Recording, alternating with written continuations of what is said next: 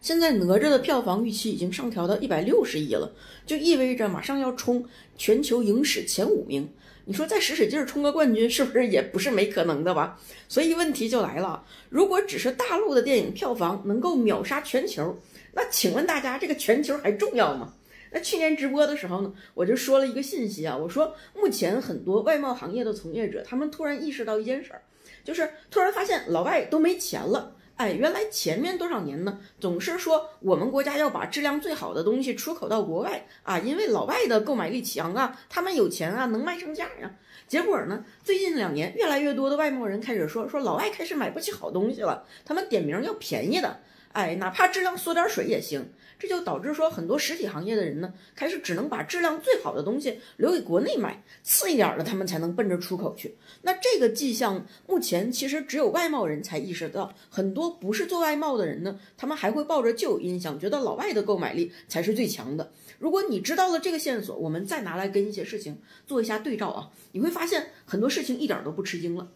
一切都是有迹可循的。比如说呢，那个鞋圈玩鞋的人呢，会知道很多国外大牌的鞋，他们是需要看产地的。你拿到鞋子一看，首先要看这个造型，它是 Made in 墨西哥，还是 Made in 孟加拉，还是 Made in USA 之类的。那对鞋子的收藏者来说，不同的产地，它的信号是不一样的，意味着这双鞋到底能坚持几个月才开胶，它涉及到这双鞋的寿命问题。但是你说明知道孟加拉产的鞋子寿命短啊 ，USA 产的鞋子线头太粗了，但是为什么这些鞋的品牌不把工厂放在中国生产呢？原因非常简单，因为中国生产的东西贵，他们已经吃不起好东西了。只有你脑子里有老外没钱了这个预设的前提信息在你脑子里，你才会不意外于前面我说的这个结论。那再比如说前段时间那个小红书对账，以前都是觉得老美喜欢用信用卡啊，喜欢月光，是因为他们喜欢花钱嘛，喜欢消费嘛。那对完账才发现都快活不下去了，怎么可能不月光呢？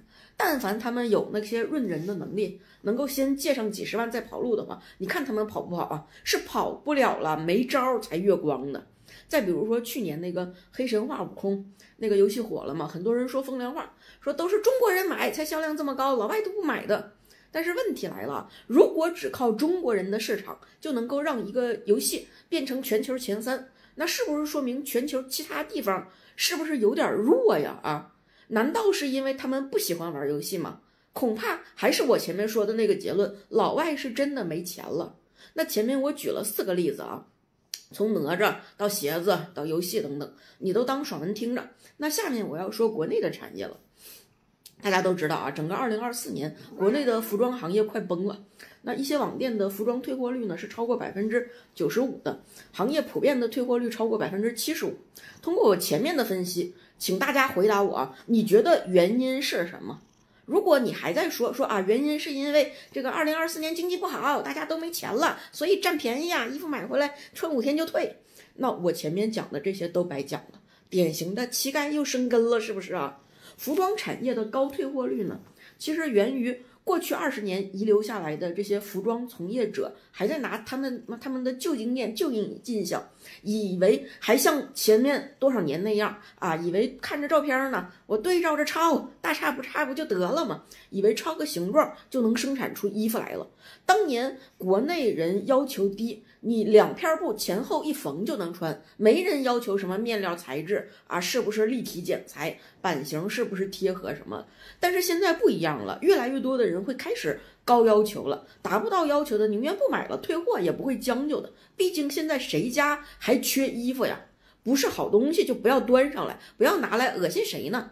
从哪吒到黑神话再到服装行业，各个行业的从业者其实都应该想清楚啊，到底是我们国家的人到底是真的没钱了，还是消费者已经开始要求精品了？是不是这个理儿？